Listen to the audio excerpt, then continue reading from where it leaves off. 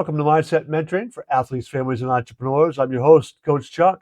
Today's episode is going to move you because we're welcoming someone who has not just studied personal growth, she's lived it.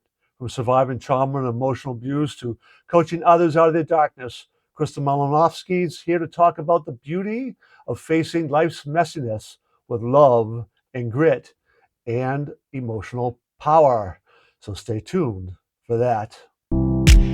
Are you ready to elevate your success whether you're a student, athlete, parent, or entrepreneur? Success Institutes offers transformational programs designed to unlock your full potential in every area of life.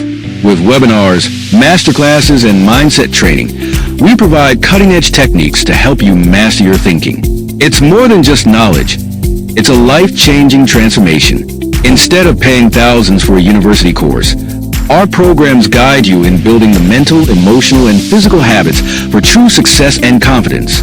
Starting with From Stuck to Unstoppable and Unchain Your Potential. We have something for everyone, including tools for families, like our Mindset Transformation Training and 10-Week Habits program.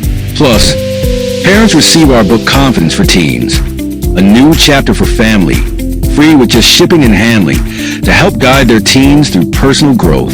And whenever you enroll your family in any of our Mindset of a Champion training packages, you will get our bonus course on winning college scholarships, potentially saving you tens of thousands of dollars. Worried about time, cost, or even willpower? Our programs are designed to fit seamlessly into your life without overwhelming you. We help you prioritize effectively, leveraging the power of synergy and accountability partners to significantly boost follow-through and motivation, ensuring your team stays engaged. And compared to the cost of traditional education, what we offer is life-changing and far more affordable in the long run. If you're asking, will this really work for me? We believe it will. We even offer a satisfaction guarantee if you complete the program and aren't satisfied. Take the next step. Schedule your discovery call today, and let's unlock your full potential together. Welcome back. Krystal Malinovskii is a certified life coach, a mother of three, a former American Idol contestant, a force for transformation. Founder of Dragonflower, Krystal brings a heart-centered, truth-driven approach to life coaching.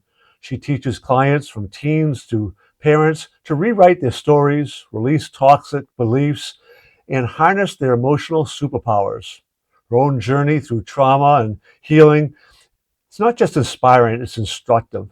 She's trained with thought leaders from Sadhguru to Patrick Bet-David, and today she's here to share how pain can become power when you lead with love. Let's welcome Krystal to the show. Welcome. I'm so delighted to have you. I'm very, very happy to be here. Thank you so much. It's an honor. Well, I always begin by just asking my guests to give us a brief kind of background on who you are. Introduce yourself to my audience, and then we can kind of get into some of the more details. Okay, sounds good. Well, I am born and raised in Augusta, Maine, and was a Coney High graduate. I won't say what year, but you can figure it out. From there, I went out to California to pursue acting and music and kind of anything in the industry. Did a little bit of modeling and knew at a young age that I was destined for Hollywood, and that's where I went. But soon after, I realized, you got to have some money to live out here. And it was quite expensive. I came back to Maine and started as a theater major at the University of Maine.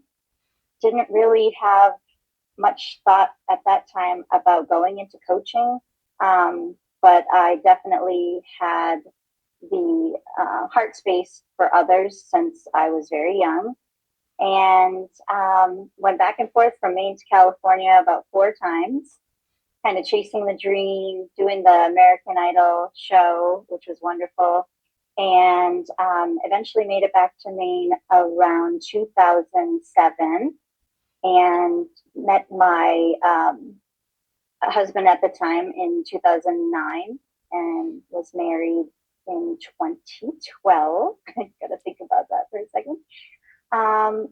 Ended up having 3 beautiful children who are now 14, 12, and 8.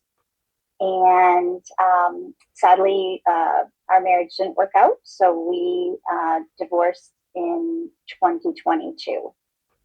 And since then, I went full force into coaching and just started a whole new journey with the kids as a single mom, and just said, okay, it's time to dedicate my life to serving others on a daily basis, teaching my kids as many groups of youth as possible in these trying times in our country and on our planet.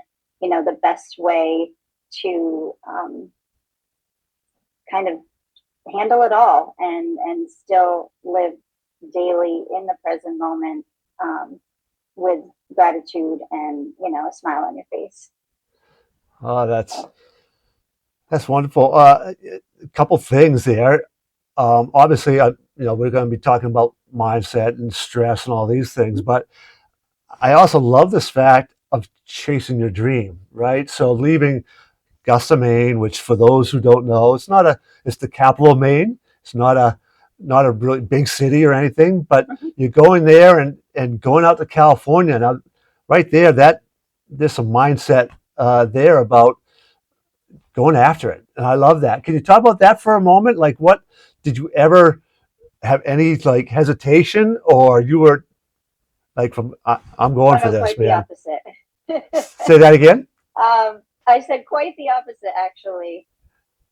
Literally as early as 5 years old. I remember that we have a picture of us in our Halloween costumes. So I'm the middle of 3 kids, younger sister and older brother, by 2.5 years on each side. And there's a Halloween picture of us, and I was Miss America. I did do a few little pageants when I was fairly young, and then in my teens a little bit. So I really grew up on the stage, and I didn't really discover that I had a vocal talent until probably early middle school.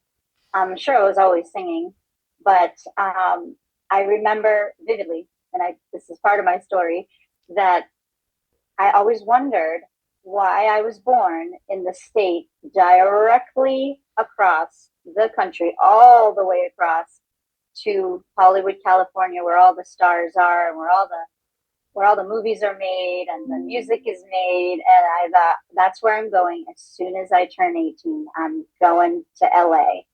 And so I think I had that mindset from 5 years old, and that I don't know where that actually came from. That's really cool. I have a fraternity brother who USM, and he when he was in college, he was getting his way through college by being a music agent locally, right? And he had like, I'm going to be a big agent.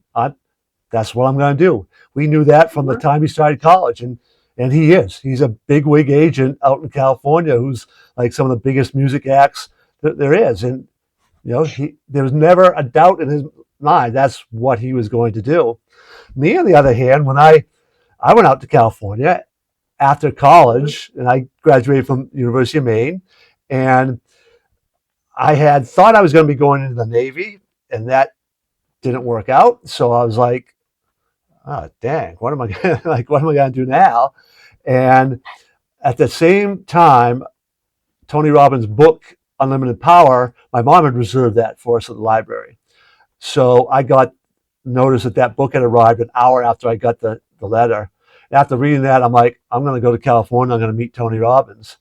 And I ended up doing it. But I was like, when I first got out there, and my cousin happened to be out there for a short time she was working on her PhD, and she was at some big conference for a couple of weeks out there. So I had somebody when I first got out there but after she left, I was like, wow, like, I don't know anybody. I don't know. And that could be, well, for me, coming from Maine, and that was intimidating. I'd always met people through other people. I'd always been really social, but it was always like going from my own network out. So kudos to you for doing that, because that can be, that can be intimidating for a lot of people. But following your dream is an awesome thing. Yeah, So I yeah, don't think it's for everyone, but I think that at times we can be really closed-minded, or we might not have the parental support where a child is hearing and believing that you can go anywhere, you can be anything you want. There's nothing different between you, Johnny, and Johnny Cash. We all started from the same little boy or little girl.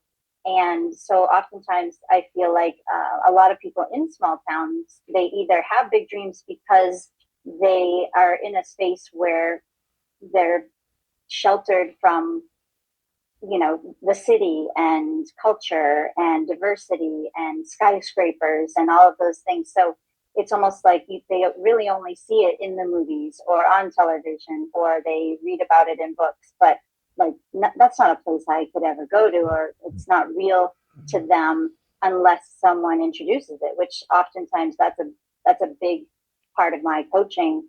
Even for people later in life that had a dream and never had the encouragement or the attitude, the stamina, the money, to the belief system that they could actually go and do it or go and try it. Or so I think it's amazing. I think that's one of the big things that I share with my kids right now is when I do meet someone that they think is a famous person, or they think they're just enamored by them, I explain, this is just a regular person like you and I, and they were not just born into that role. They worked really hard to get there, and so that's been fun.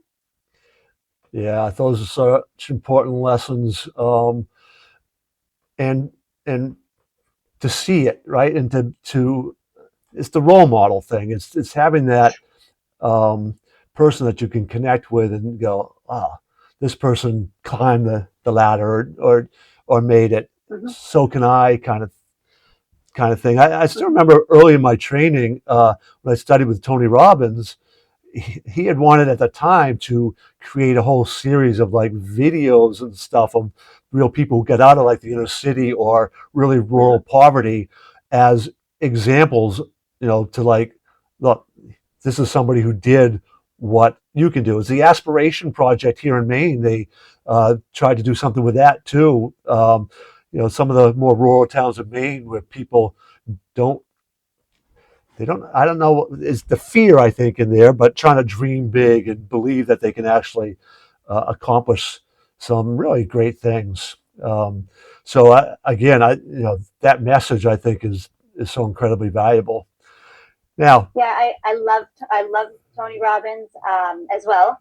I think that the other missing piece, just to wrap that content, was for me understanding that either I was going to have to learn how to get out there myself, but now I think that more and more people are helping young people understand the how to, right? yeah, Okay, yeah, here, what is your dream? What, if you could have anything, be anything, what would it be? And then, okay, now I'm going to help you, or this group's going to help this child or this person navigate the steps to start taking the steps forward to getting there. I think that is a missing piece right now for a lot of young people. yeah. I completely agree. That whole how-to piece. It's Mm-hmm. one thing to tell people what they can do or things, but to give them the strategies and the real tools to be able to do that is that's what's missing. I mean, it's a big piece of what's missing. Now, I do want to also kind of talk a little bit about some of these experiences, because in the intro, right, we talked about some of the Mm-hmm. challenges you had. So one, when we talk about mindset and pursuing your dreams, great. You came back home. you ended up getting married, and that didn't work out. So there's a whole emotional piece for that, not just obviously for you, but your children and some challenges with all that. Excuse me. Can you kind of now talk about some of those challenges and what that's like, and the lessons that you've learned along the way, and how you go about trying to carry that both in, as a coach but also as a mom, like what are some, it's a big question, I know, but we'll I was throw going it to out say, to how you. much time do you have? You'll have to read my Yeah. book when I finally finish it. Yeah, I would love to go back a little bit and to childhood and kind of paint the picture of the road that got me to today. And I'll try to keep it as brief as I can. But really, you and I touched upon struggle, right? And failures. And I think in today's society, a couple different points. I believe that, let's say 30, 40, 50, 60 years ago, life was much slower, life was much simpler. And so at that time, when our parents might let us fall down, or you might be with your friend in the woods and you're bleeding because you tripped over a stump, and you don't have all of this attention where people are tending to you and caring for you and worrying about you, and you're just bleeding, and you're like, yeah, and you're going to make it to your house, and you're going to get back up after you trip and put a band-aid on there, whether mom or dad are home, and you learn how to take care of yourself. And just those little moments, I think that was, a piece of the status of the old days that are not happening now, right? So in today's society, we have everything moving at the speed of light. I mean, there's nothing we can do to stop that, that's for sure. But I think that it's really crucial to let kids have these times of not only trusting in themselves that I'm going to be okay without mom right this second, or I know that this hurts right now, whether it's a boyfriend breaking up with you, or a best friend talking behind your back. And also, I think it's important to show the children of today that there's a lot of this stuff that keeps going in adulthood too. That adults they don't just suddenly turn into perfect humans. But at a young age, so I remember being just such a curious child, and I had questions and also questioned everything. It wasn't a form of skepticism. It was just wonder and enchantment. But I really couldn't get answers from anybody, like, why are those guys going that direction in the car and I'm going this direction? I had this kind of star-like mind. And speaking of stars, I started getting into astrology and numerology as a child, and but I also experienced sexual abuse at a very young age, something that I had to keep secret in my mind and in my heart for a really long time. So when that happened, I remember being in my head all the time and wondering, why did this happen? Why did this person do that? Why did my parents not protect me? How can I can't tell my parents because I don't want anything to happen to this person because they're a family member. So very early on, I feel as though my childhood was not exactly stripped away from me, but I I went into a mode of survival mode. And from that point, I just started taking on motherly roles, I think, in my own household. Fast forward about 5 years or so, my own parents were struggling in their marriage for a number of different reasons, but we were facing a parent with alcoholism, two people who got married at a very young age, had 3 children, and just a lot of yelling, a lot of blame, not a lot of,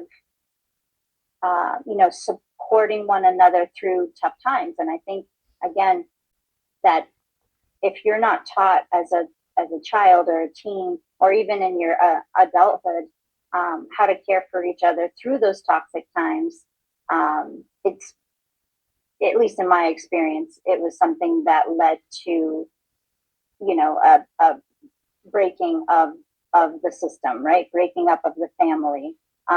These people, mom and sister go this way, dad and I go this way, brother is like, no, I'm out. And so each experience just built me up with strength over time. Fast forwarding a little bit further into high school, I faced a lot of bullies, a lot of bullies. In fact, I believe it went on for all of my freshman and sophomore year, probably somewhat into my junior year. And at that point, I started wondering, what is wrong? Is it me? I love people. I love everyone. I just felt so full of love, but I felt like I wasn't being loved inward from others. I felt like no matter what I did, no matter what I said, to prove to people that I was kind and generous and a good friend, and all the things that I think most teenagers, generally are.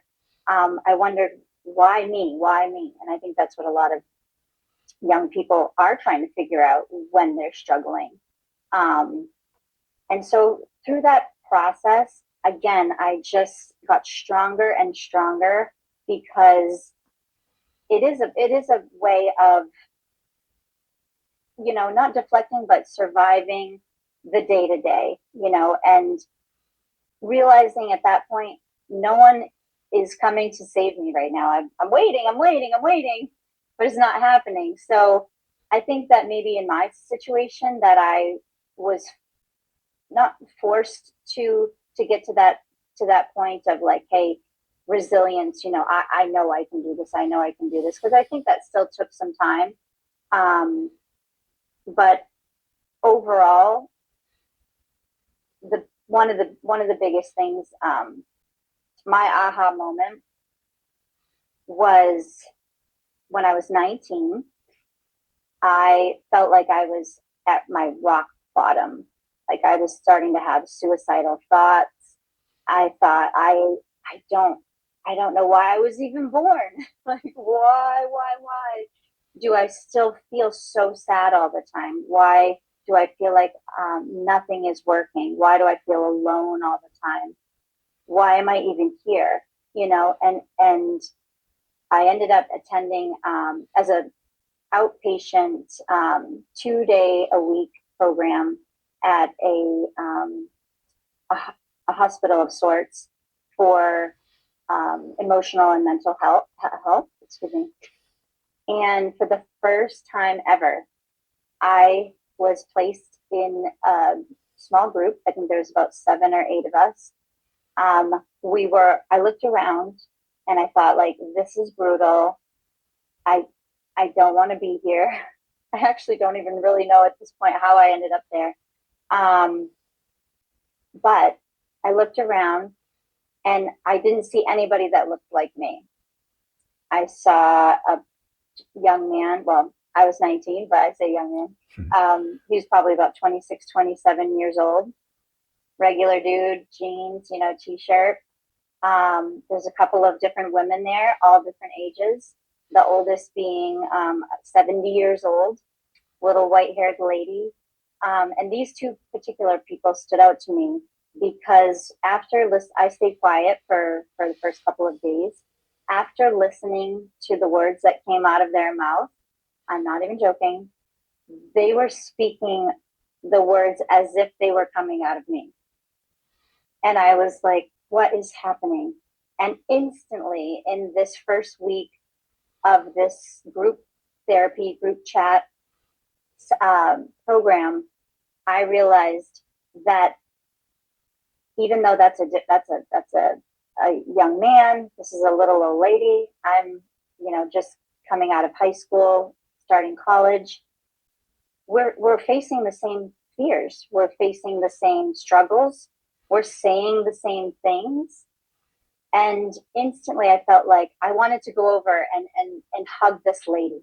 She didn't know who I was. I don't think I actually did that. But I remember feeling like I want to protect her. I want her to know that she's not alone, that I'm feeling exactly what you're feeling, ma'am.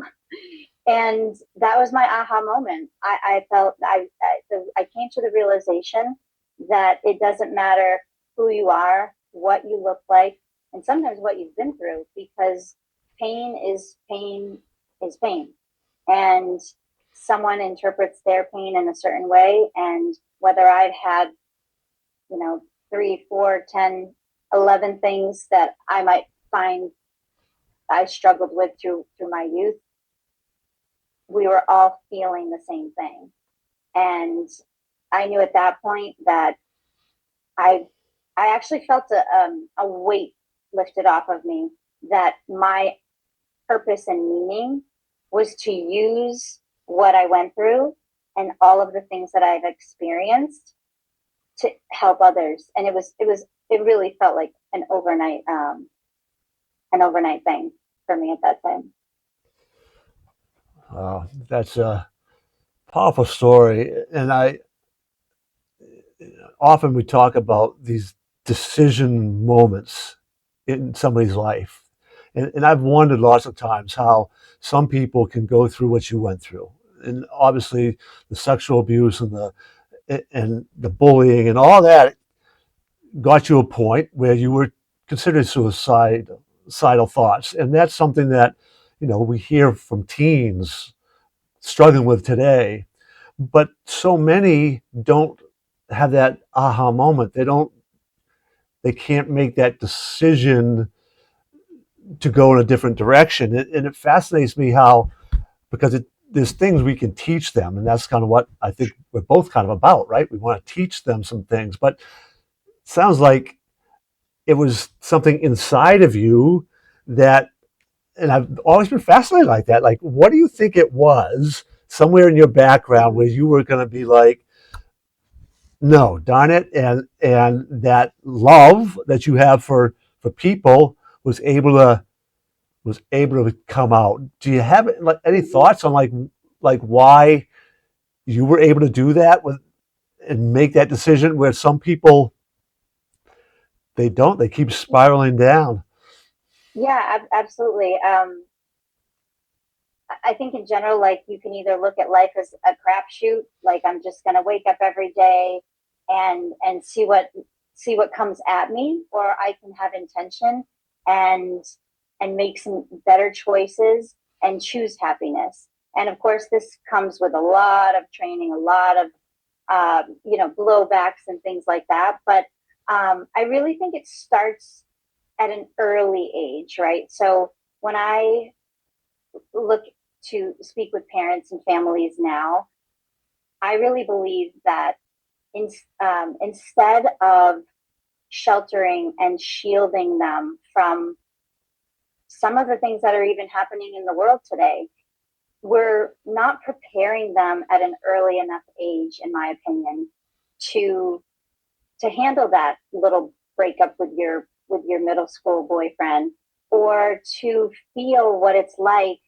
to be let down or lose your basketball game or not get a trophy because a ref made a bad call. We want to fix everything for them while they're under our roof, right? While they're, in still within our reach.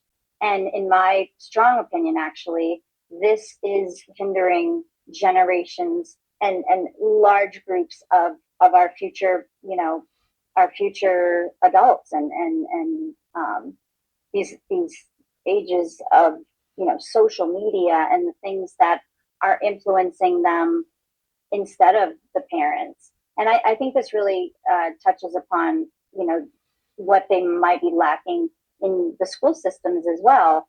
I could go into that in detail as well, but I wanted to mention that So in high school, I became a peer pal, was the group that was offered at our high school to work with the special ed kids. And that was one of the most fulfilling, I guess you could say, jobs or programs slash class that I had of my entire, you know, high school and middle school experience, was being with those students, those kids. And I could escape all of the things that I was dealing with because I just wanted to make them happy. I wanted to make them laugh. They made me laugh. I never felt like I want to give to others to receive anything.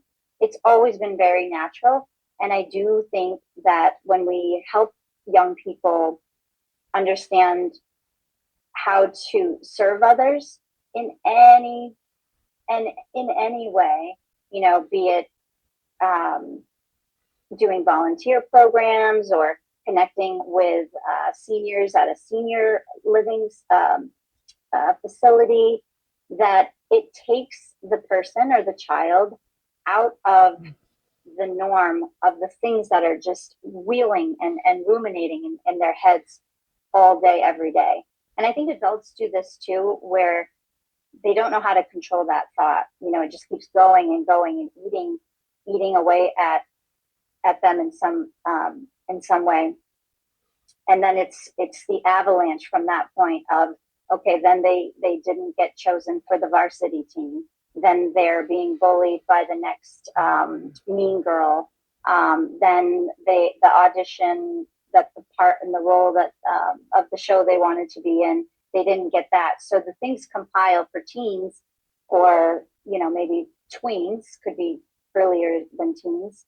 And at that point, if there's been no connection with the parents, I feel like that disconnect just grows further and further apart, where the parent doesn't really know how to help the child. The child has completely turned kind of against the adult, like, hey, no, you had your chance. The blame starts happening, things of that nature. So I say the earlier the better, in terms of allowing children to spill their milk and not react, and instead of cleaning it for them, you just sit there, you keep eating, you say, okay, you can go ahead and grab some paper towels, do your thing, wipe it up. Oh, nope, that wasn't enough. Oh, let's do this, and let them do stuff. Let them make messes. Let them bleed a little bit before, you wrap them all up. And also, not to run on and on, I think being alone is something that is crucial, that parents today, or grandparents, whomever is taking care of children, kids are never by themselves. And if you might remember, I'm not sure how you were raised, but I think it's really important to have your children go outside, not be entertained by the outside world 24 hours a day. My kids still whine and cry, and there's nothing to do, and I can't go outside. I have nothing out there. What am I going to do? Because of the screen thing and media, not necessarily social media, but and this brings me to describe, a sense of self. That's another thing that is just completely missing in our educational, in my opinion, is recognizing what is it that makes you great, or hey, tell me what's actually on your mind and what actually bothers you. Like, I want to know what bothers you and why can we avoid the things that bother you, or how can we, more conversation, more experience, more failure, and then coming to an understanding that all of that is okay. All of that is part of the journey. All of that is actually amazing, because had you not learned from failure one, breakup two, all these different things, wouldn't you probably go into adulthood thinking, I can never fail. And then what? Yeah, I there's a lot there, and I boy, I agree. I agree with you so much. And there's a book, one of my favorite books. It's a book I recommend to parents all the time. It's Coddling of the American Mind, Jonathan Haidt, and he wrote another one, The Anxiety Generation. But in both of those, they talk about the lack and loss of play, childhood play, where parents are Yes. so overprotective, we aren't letting them go and just play in the yard, in the neighborhood even. And I mean, I grew up where, so 6 years old, summer came. I was a baseball guy. I loved baseball, and baseball was big. There was a police athletic league in our town. I grew up in Auburn, so there was a field. It wasn't that far from my house where the league grew up, but my mom would, like 6 years old, walk down the street. I go, over a little hill. I'm out of sight. It's not. It's maybe another 2/10 of a mile to the path that leads down the field, but that's what you did. Like, just go do it. And nowadays, people would like, oh my God, you let them out of your sight. 6 years old, walking, and Yeah. it's being shown. This is part of what Dr. Haidt and his co-workers and researchers have shown is it's important for the development. It's vitally important. Um, and I remember my dad telling this story about we were on a family trip, and I'm not sure whether it was like maybe Grand Central Station or somewhere, but it was a big, we went to the big city, and I had to go to the bathroom. So, in the big mall or the trains, wherever it was that we were, there was a map showing where the bathrooms were. So he took me over and wanted to see. I was like maybe 8 years old, something like that, and wanted to see if I could look at the map and find my way there by myself. So he was letting me go by myself, but he was hanging off in the distance, watching me where I couldn't see, giving me that little bit of space, thinking I was doing this independently. But at that age and that location wasn't like, totally going off. But I don't know that parents do those sort of things now. And I know that's a gross generalization, but some of the research says that they aren't doing those things. So I I totally agree with you. And you brought up social media, so I want to ask you, like, again, there's a whole lot of research there about the negative influence of social media and the phone use and electronics. When I was working the school systems, I saw some of the challenges of that. So let me ask you how you handle that. It sounds like you understand the challenges. So how are you going about it? Because it could be a tough one for parents. Oh yeah, it's so tough. I mean, and I'm sure there's good days, there's bad days. There's some parents that you know allow their children to have it 24/7, or they're really not regulating in maybe the way that I might find beneficial, or the way we do it in my house. First of all, I start with a caveat of no judgments of really any people, any families. I believe parenting is the hardest job on the planet. I don't know if you agree with me or disagree with me, Completely agree. but Yeah. and it's the most precious too.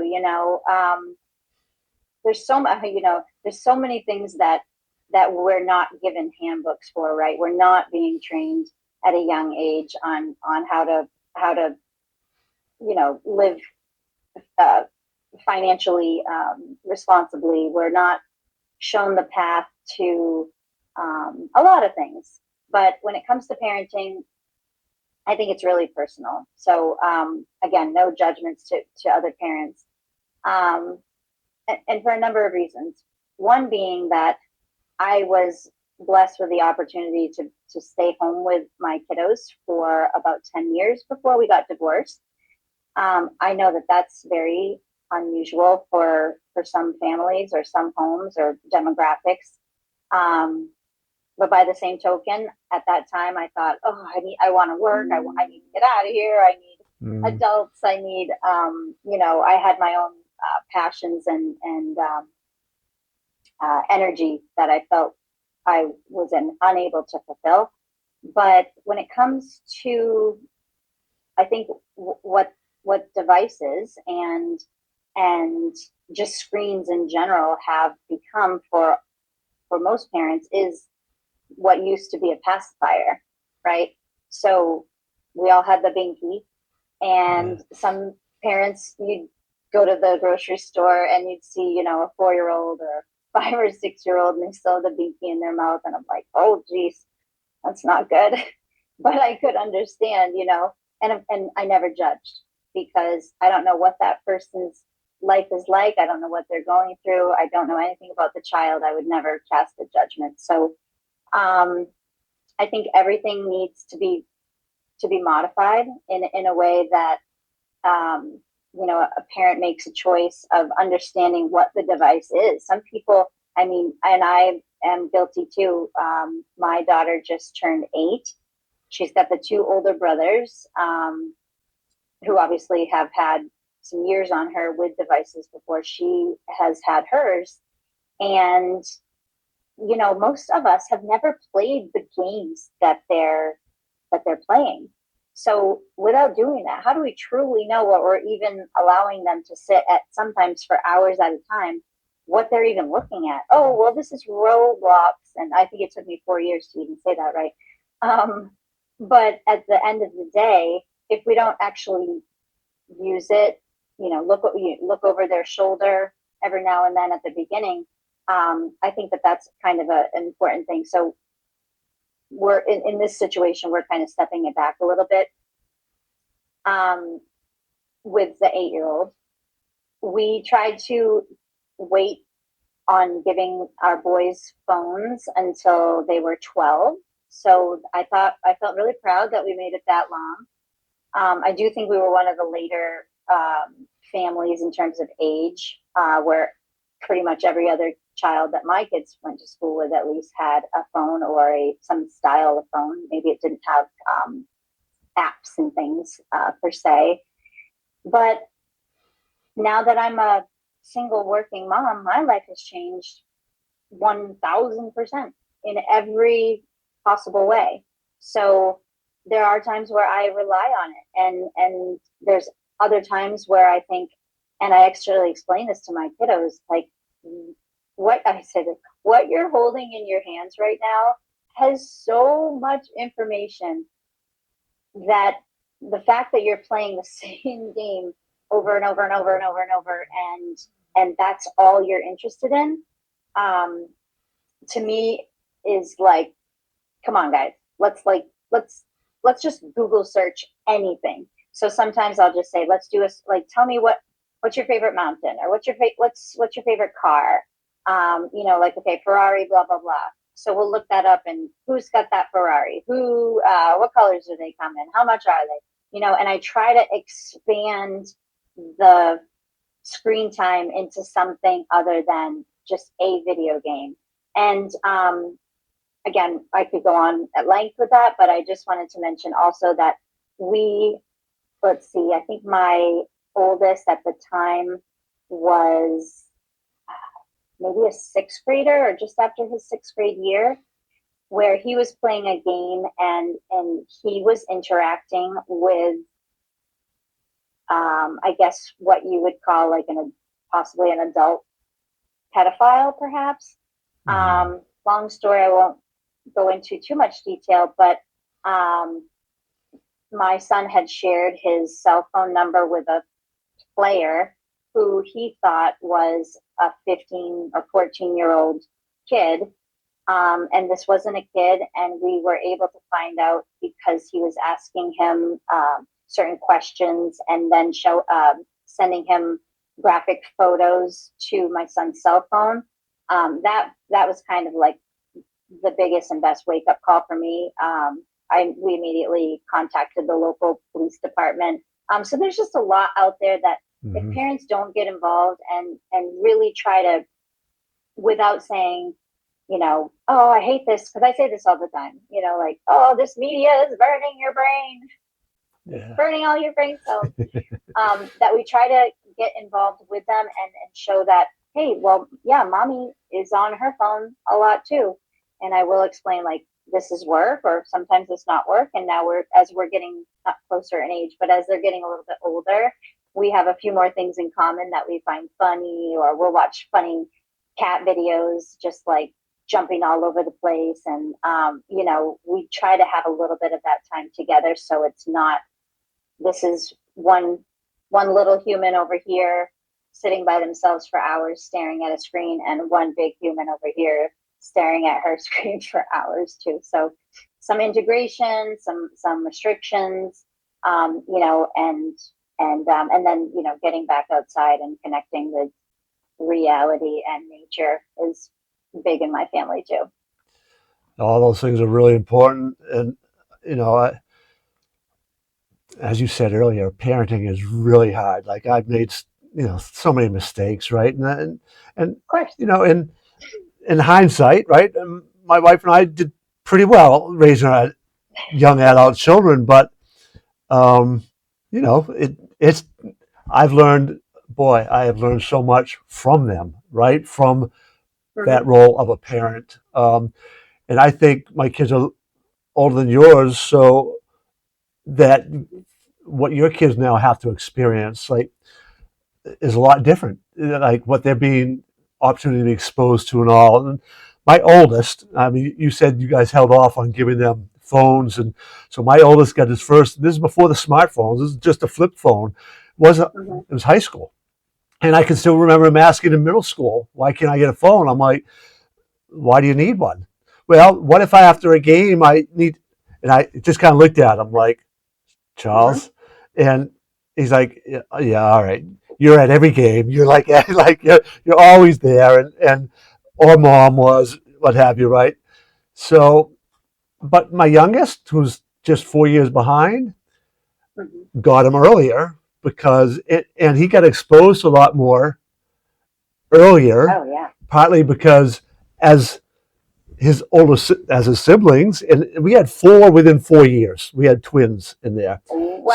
so Oh, twins, I love so twins. they were all in high school at the same time, right? So, Wow. which was it's wonderful in many ways, but You get um, a big yeah, yeah, triple pat on the yeah. back, There we quadruple go. pat on the back for We that. made it through those years, but there, what he got exposed to, in part because, all right, we aren't going to not watch this movie even or do this with the older ones. Yes. So he's a little bit younger. But watching his friend group versus his oldest brother's friend group, and but it's a very unique situation actually. There's four families, older brothers, younger brothers, all best friends since elementary school.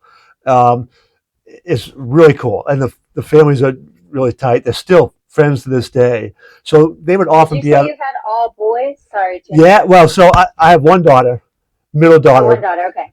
but the two older brothers, the Mm-hmm. oldest and youngest, have they each have four friend groups, all same families, older brothers and younger brothers, exact same age, who all went to elementary school together, and Wow. they're still friends today. But watching the youngest brothers and Mm-hmm. just the impact on phones and social media was significantly different than the oldest brothers, just 4 years apart. Um, Oh, sure. and yeah, it's it says a lot because that was really kind of the beginning of it all, right? And now your kids being, I think you said your oldest is going into high school, right? So Yes, he'll be a freshman. yeah, Just turned 14, and so daughter is going to be a third grader. So when you say it in terms of grades, right, it really puts it into perspective. However, you know, I was a middle child, as I mentioned, but everybody takes on a certain role. Like, yeah, we came into this world, again, this is my belief, right? We didn't choose our parents. Um, we didn't choose our birth order. we all have roles in the family based on when we came in. And I remember and compare a lot of the things of my three kids to the three of myself and siblings growing up. And I resonate with my oldest right now, where there's days where he'll say, why do I have, why do I have to be responsible for everyone? I have to watch everyone. And unfortunately the firstborn does kind of lose that sense of childhood and play earlier than the others would. And it kind of is a bummer for a lot of them, but then there's times where they love it, right? They get to drive first. They get to go to the movies first. They get to be free with their friends first. There's a lot of first. So and again, that's a great lesson in life. Life is not fair. It's not probably going to be fair. So let's just put that down first as a baseline, and then look at the highs and lows of everything that is out of your control. You can either step up and be a great sibling, be a great helper. All of these things you're going to take into adulthood. And then let's look at the baby of the family, or the middle. Because I know as middle, I go like this with my middle, like, I got you. I know, I'm sorry, but I got you. I was a middle child too. Were you too? Yeah, Okay. So, yeah. You know what I'm saying? You know what I'm saying? Yeah. It is where it is. It is what it is, and it's where you were supposed to be. That is exactly the role you were supposed to be given. And not only that, you're going to be great at it, and you can handle anything life dishes at you if you just, take your time and understand that some things will be great and you'll have benefits that older brother might not have, or little sister, you're not the little one anymore. And so we're going to show, going back to where we were talking about, my daughter she's like just one of the boys. She's like, yeah, I want to play lacrosse, and I want to, she's engaging with them, even though there's 6 years between the oldest and the youngest. But she's learned an immense amount of what not to do, what works for mommy when the oldest tries this, says this, right? So it's all being part of your environment, and some of those things are out of our control. Yeah. I say one of the things, because you talked in there about understanding that things happen to you. These are your roles, just, and being able to accept that and move on. And that's one thing I think my wife and I were able to instill in them. And it really came through with my youngest, because after my wife passed away in 2022 from cancer, and that fall, my youngest then got cut from the USM baseball team after having been on the team for a couple of years. And he went through a tough time. Both, obviously his mom was like real important to him, so he lost her, and he lost her. She's not there. And then baseball was like the other piece to it. But he put out on social media at the end of that year something I was very like, I can't even read it now without like getting teary eyed. But he basically said that, those who know me know 2022 was not a very good year, blah, blah, blah. But I'm not going to hang my head. I'm ready to take on the world. I'm not going to let all those things. I'm just very grateful. I had these things in my life. I met all these great people, blah, blah, blah. And he ended like, bring it the F on, right? Bring 2023 on. Yeah. And I'm like, let's go. Yeah. And I'm like, that's that mindset we wanted to instill and teach. And they're all four kids are really close. And actually, we're going camping this weekend. And it's, so that aspect is something that, I'm kind of proud of. And it's, I think you alluded to some of the secrets there. It's the open communication. It's that empathetic ear. It's positive in our dialogue with them. It's building them up regularly, even um, Mm-hmm.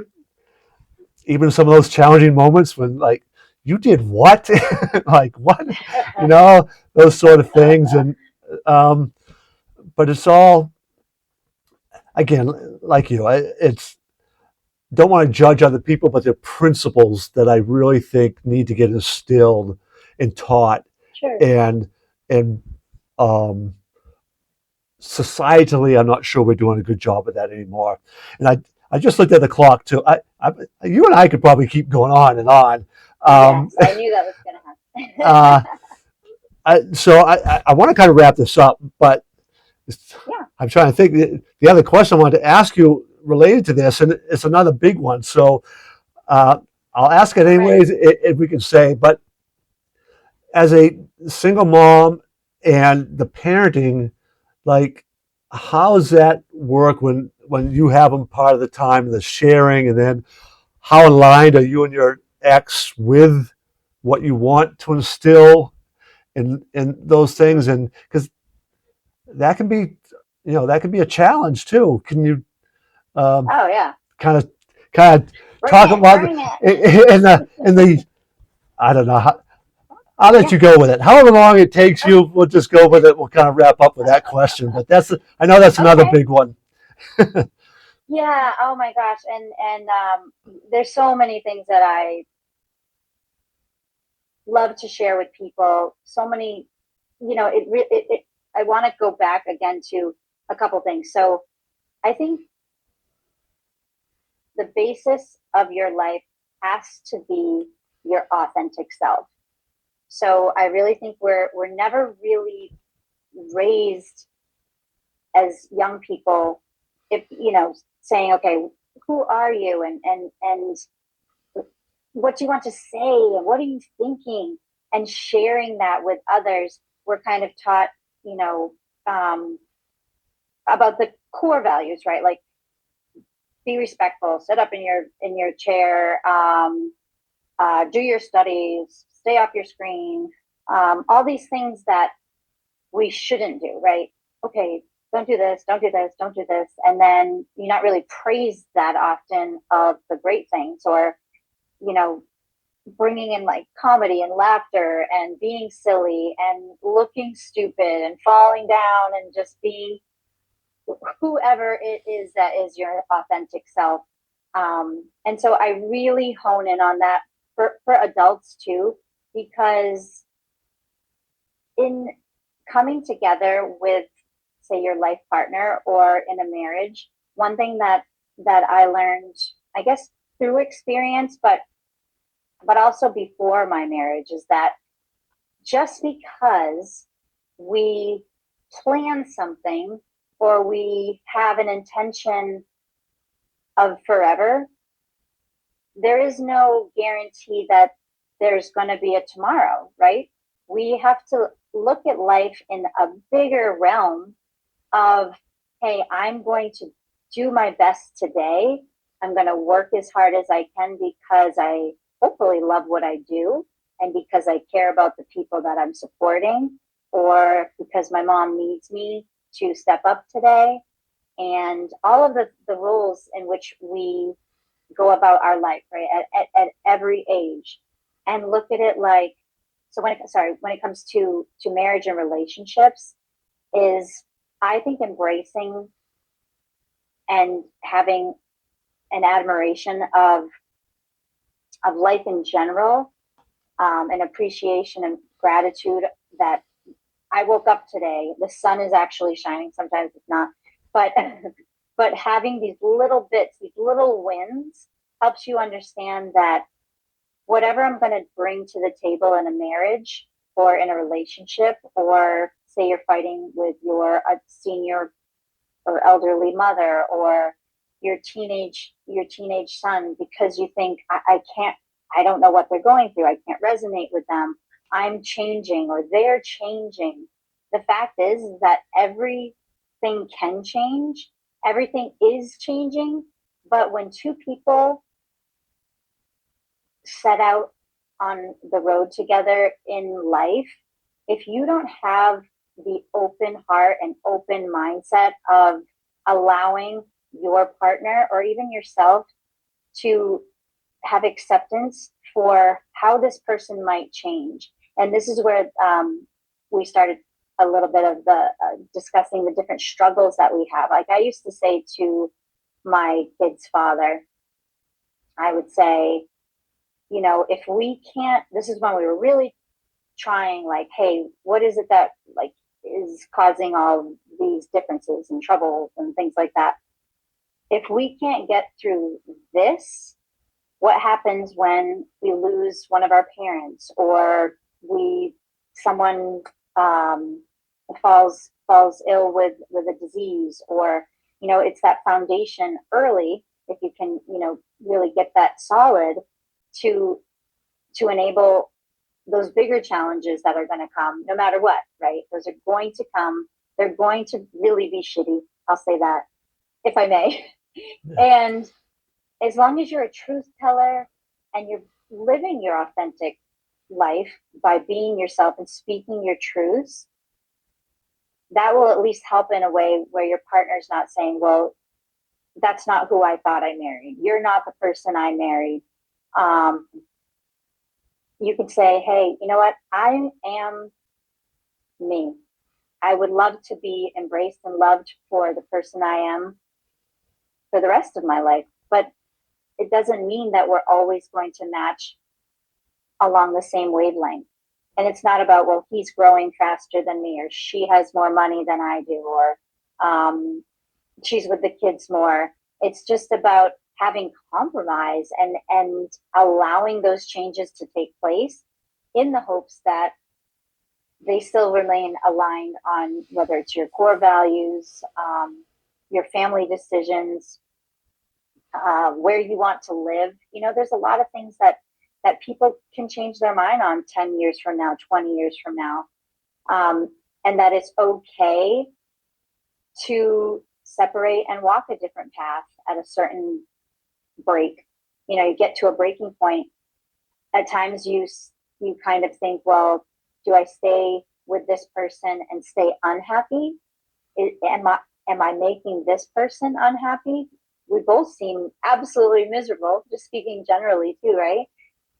Our kids are watching us, or children rather, watch and listen and hear everything that is going wrong in the home. And I was doing the same thing in my own childhood. And I thought, I don't want to duplicate this again. I want us to make a break in the programming of, hey, I want to show my children what love really looks like, so that they don't think that this is okay, and they don't think that this is normal, and they don't think that that's the best there is, because two adults can choose, hey, and this is what I chose. I understood that I wanted to break the pattern of old programming from, let's say, generations in my upbringing, my family growing up, and their parents before them. And that I wanted to show them that I wasn't going to fake my happiness anymore. I wasn't going to fake it for them. I wasn't going to fake it for friends and society and in businesses that we might be affiliated with. And the way to do that, unfortunately for us, was to walk in different directions and to start a new journey. But oftentimes parents do try to stay together, thinking that we just got to make it look good for the kids. I am not a fan of that. I think today is where you're at, and tomorrow is not promised. And if you want to be happy, and you know that you've given enough time to see that whatever you're involved with is not working, whether it be for example, I was at the University of Maine, as I mentioned, and I thought, this is not going to work for me. So I was only there for 1 year, and college is obviously different for everybody, but I knew that I'm no longer going to stay and wait when I know in my heart and in my soul that this isn't for me. And that understanding that we have a choice as an individual, that we don't have to live for our parents. We don't have to live to make everyone else happy, because it all has to come right from the start, from within. That you'll never achieve that goal in the first place, because you'll be the sad one, you'll be the broken one, you'll be unfulfilled. And then you could get to a point in your life where it could be the end of your life, and you will have so many regrets, and we only have this one life. So I say take advantage of that. And one last thing in terms of co-parenting real quick. Again, it comes back to there's nothing that's solid. And when it comes to your kids, every single year, if you have kids, you know that child is not the same child as they were last year. They're saying things, they're doing things that they've never done before, they're trying things they've never done before. So in terms of predictions for parenting, even futuristically, I don't know that we'll be aligned, their dad and I. And we have actually been pretty solid, of all the things that we have, let's say, conjoined, pretty solid in the way of our core values. And I think that was one thing that held up, in a abundant way through when the babies were little, and then the crazy, 6 and 7 and 8 year olds, and then now the tweens and teens. I feel really fortunate that we are on the same page when it comes to discipline and holding them accountable, and responsibility, and support. I think luckily we're strong in that realm. But I'm not a but, and as a single mom, it's tough. It is so tough. And I recently just had, in fact, I think a lot in the last, I want to say 4 months, I've had, and maybe I'm attracting it, maybe a little bit too, a lot of women who are on those first steps out of their marriage. It's a tough, tough time. I don't wish that on anybody, but it is, it's a start, right? But at the end of the road, whatever road you come to, that stop sign, there's going to be another road.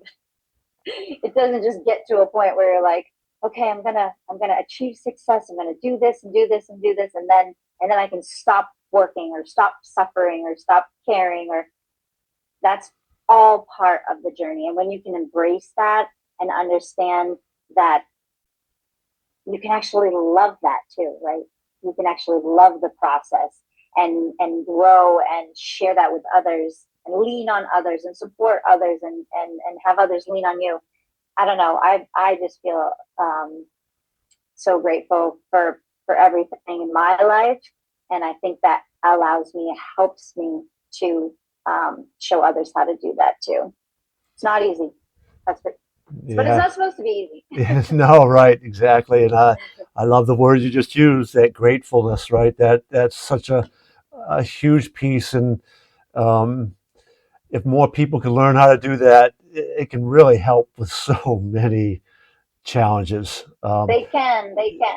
I loved this. So unfortunately, I got more questions, but we've really kind of run out of time.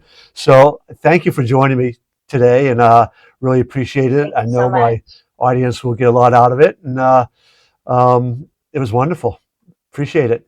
Thank you. Thank you for the opportunity. I love what you're doing as well. And I'm a big supporter of all Mainers. I'm glad that I ended up back in Maine. I love to get out of Maine and do as much work and spreading the love as I can.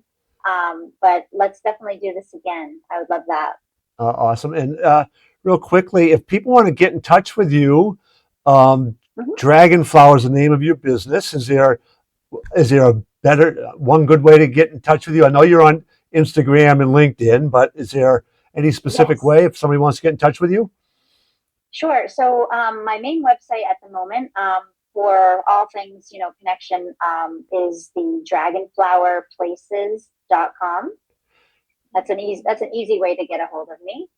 And then the second one, you said LinkedIn, and unfortunately, I'm not on Facebook at the moment for hacking reasons, heifers got me. But I'm hoping to get that back up and running. And the other website for consulting is dragonflowerconsulting.com.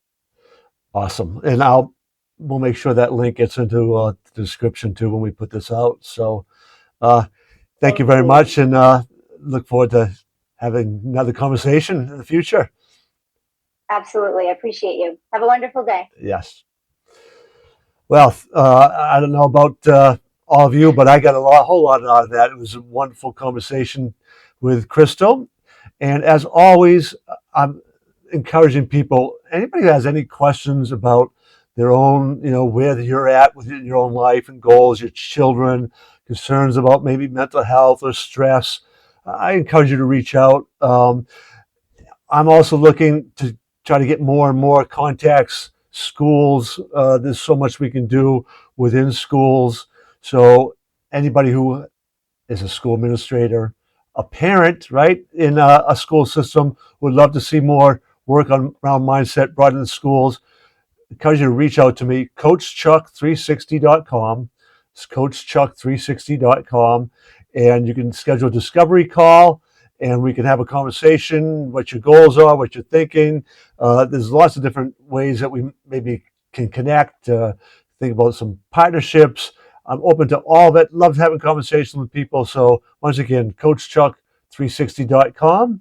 And until the next time, you guys live life to its fullest.